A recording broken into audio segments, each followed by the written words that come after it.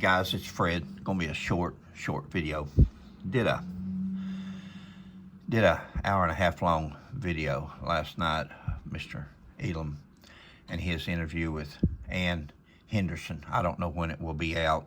Probably be in 2 or 3 parts when I do it, but very interesting, very sad, because this lady didn't know she was being interviewed and worried to death about people knowing. And she told her life story. She told things that she was embarrassed about, not with just Buford Pusser, but other people.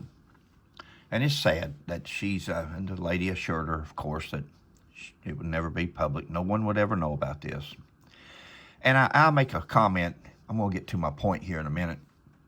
But I'll make a comment in that video that, had this person been a suspect in a crime, and they're not wanting to reveal the tape recorder and hoping to get something accusative or something that proves that she's involved in something, that's one thing.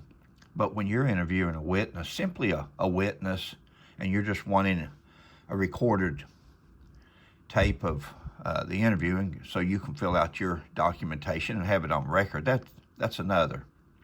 There's no reason to secretly record the 2 ladies, Mr. Howell, Ann Henderson. There's no reason for secretly recording anybody they have no information, first of all, to the ambush. There's no witnesses. There's no evidence to this ambush. There's nothing to go on. So they have nothing. So why not just lay the tape recorder out on the table and say, Ann, we're going to record this if you don't care. And, then they can watch what they say. They can be more mindful of what they're saying. Now, I've always said, tape me all you want.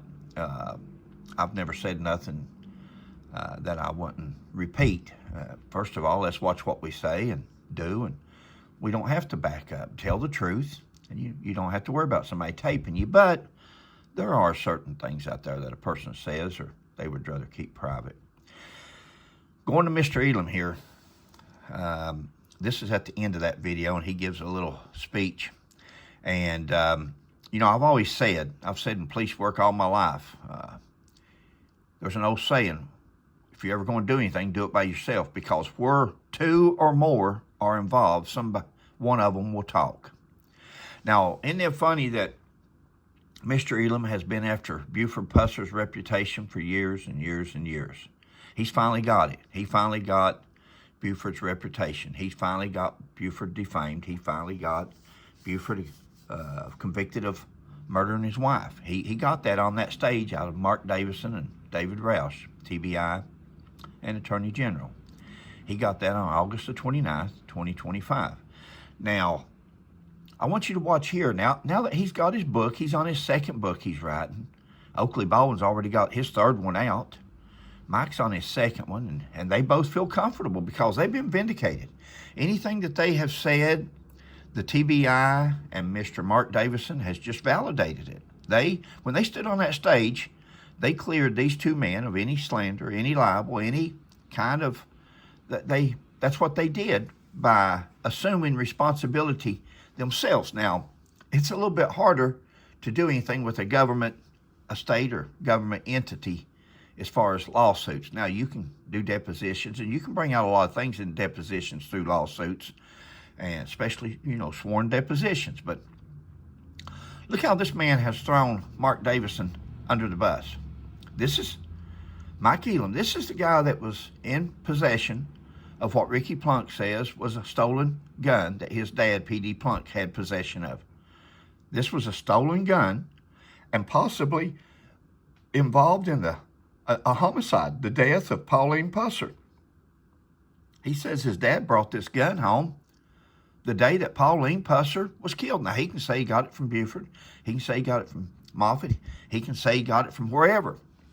P.D. Plunk, his father, may have very well got it out of the trunk of a car of a McNairy County Sheriff's Department. That may have actually been a McNairy County Sheriff's Department issued weapon. That may have belonged to the McNairy County Sheriff's Department that was government surplus. They still do that today. Police departments today get bulletproof vests. They get tanks. They get armored vehicles, APCs. They get all this stuff. Still today, the government military, when they have a surplus, they'll give it out to law enforcement after you go through the proper channels to receive it. So Ricky Plunk says that his father told him that gun was stolen. Forget Moffett, forget Buford.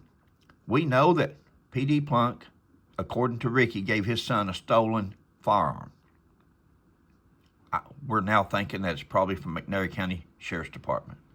Doesn't matter where it's from. It matters that his father gave it to him, and his father told him that he got it on the day Pauline Pusser was killed. Now, why didn't this law enforcement officer go straight to Warren Jones or John Sloan, Highway Patrol, McNairy County deputies, other deputies? Why didn't you go to Jim Moffett and say, look here what I got? Why didn't go to Adamsville, Sumner? It didn't matter. Hugh Kirkpatrick. He didn't do that. He kept that gun. In fact, he gave that stolen gun to his son. Now, Mike Elam finds out about it. Mike drives 100 miles round trip to go shoot the gun, photograph the gun. He even kept evidence from that gun, a gun that he believes to be stolen, that he believes is possibly involved in the death of Pauline Pusser. He did all that. He's not been charged. Ricky Plunk has not been charged criminally.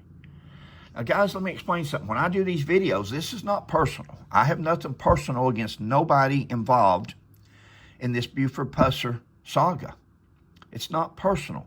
It's the fact that these people have come out and pointed their fingers and had their press conferences and voiced their opinions. Nothing more than opinions. No evidence, opinions. So by them doing that, that opens the door for anybody else out there of us to also express our opinions. We may not say we're experts. We may not say that we're hold a position of high authority. A lot of people that's out here researching this today are retired law enforcement officers and attorneys and expert witnesses. And we're proving our case. Along with regular women and regular people with regular jobs such as school teachers and pharmacists and things like that. I know I build up to it, but I want you to hear what it sounds like when one person throws another person under the bus. When one person says, don't blame me, blame Mark Davidson. He's the one that did it. Boys, you can't get no plainer than this. If this don't show you what kind of character, integrity, and if this don't show you what kind of person Mike Elam is, I don't know what does. Mike Elam is throwing Mark Davidson and the TBI under the bus. Now, I'm going to use my opinion. I won't use my opinion. Let's play the video. Of course, I have an opinion. I've got an opinion about everything, but don't make it right. Here we go. The problem is they do this because they can't prove Buford innocent. Now, I will say their argument is no longer with me. I accomplished what I wanted to. I feel like I got justice for Pauline, or at least did my part in it. Their argument is now with District Attorney General Mark Davidson. He's the one that they're going to have to convince that, hey, you got it all wrong. I don't think that's going to happen. And, of course, there's talk of lawsuits against the TBI, lawsuits against Mark Davidson, and who knows else. But that's kind of a long shot because the TBI and Mark Davidson are members of state-sanctioned bodies, and it's going to take a lot of evidence to overturn what that Mark Davidson stated when he said that if Buford were still alive today, he had been indicted for Pauline's murder. And that's how come everybody thinks it clears them. And it may clear them. You can file a suit individually and in their official capacities. It's not just about a lawsuit. It's not just trying to everybody out there is not trying to retain, to achieve, to get a settlement or a go or monetary something. This sometimes a lawsuit is just about the justice, where you can get people into depositions and depose them under oath with the penalty of perjury if they don't tell the truth. But Mike Elam says that if you want to blame somebody, blame Mark Davidson. Mark Davidson's the one. He says he got. I will say their argument is no longer with me.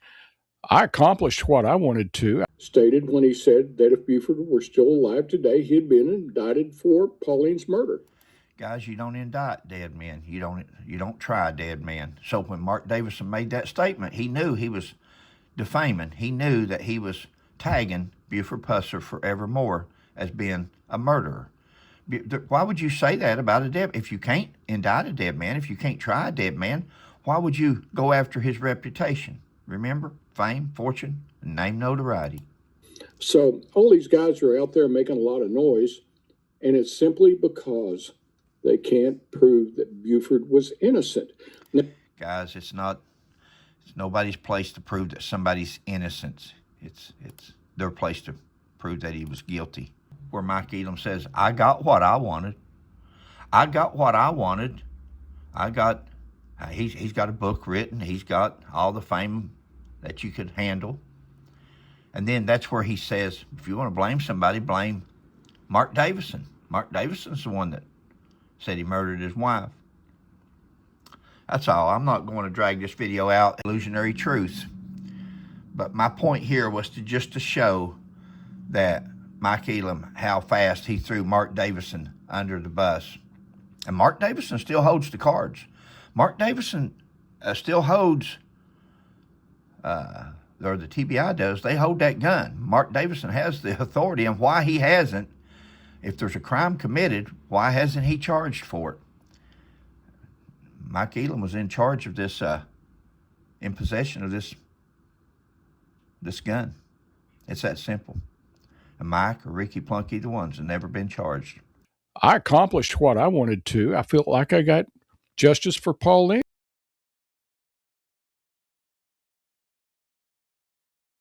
Mike Elam, how dare you start a vicious rumor like that on me? I was never a stripper.